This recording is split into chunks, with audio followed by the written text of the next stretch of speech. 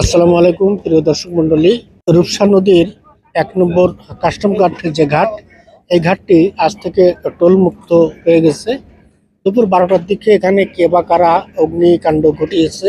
মোট কথা হচ্ছে আজ থেকে কিন্তু এখানে টোল মুক্ত হয়ে গেছে। এখানকার মানুষের সঙ্গে কথা বলে যেটি জেনেছি যে আজিজুল বাড়ি হেলালের নির্দেশনা মোতাবেক এই ঘাটটি টোল মুক্ত করা হয়েছে। কিন্তু তবে একটি বিষয় যে রূপসা ঘাট সবথেকে জনবহুল, যেখানে মানুষের ভোগান্তি বেশি, সেই ঘাটটি কিন্তু এখনো টোল মুক্ত করা হয়নি। এই হচ্ছে ঘাটের সেই টোল ঘর। সেই টোল ঘরে কিন্তু যারা টোল আদায় করতো তারা কিন্তু কেউ নেই। বর্তমানে এটা একেবারে ফাঁকা ছেড়ে দেওয়া হয়েছে। মানুষ নির্বিঘ্নে আনন্দের সাথে ঘাট থেকে পারাপার হচ্ছে। আলহামদুলিল্লাহ, আমাদের সর্বস্তরের মানুষ জনগণ খুবই খুশি।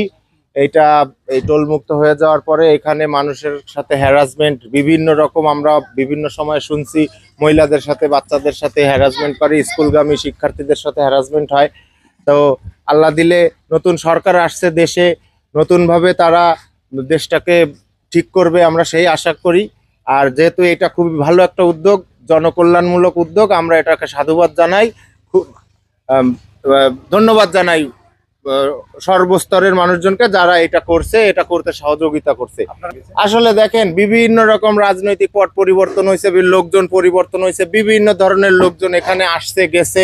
আমরা সবাইকে তো চিনি না, আমাদের বাসা তো আর এপারে না ওপারে বাসা। আমরা পার হয়েছি, অনেক সময় অনেকজনকে দেখছি, এক এক সময় এক একজনকে দেখছি, ভাবছি যে ঘাটের লোক যে মালিক সে হয়তো চেঞ্জ করছে, কিন্তু এভাবে তো জানি না যে এটা এরকম সিন্ডিকেট বা এরকম এটা সেটার ভেতরে হয়।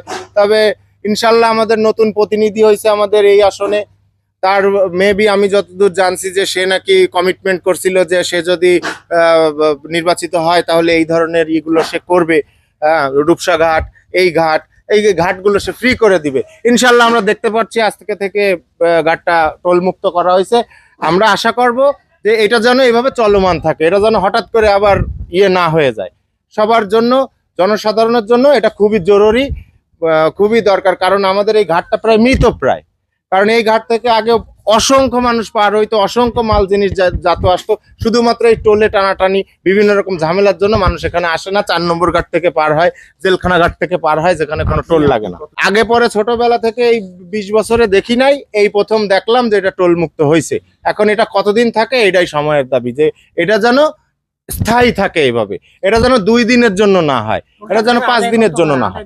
মানুষ খুব খুশি, কারণ এখানে হলো শ্রমজীবী রিক্সাওয়ালা ভ্যানওয়ালা এরাই পারাপার হয়।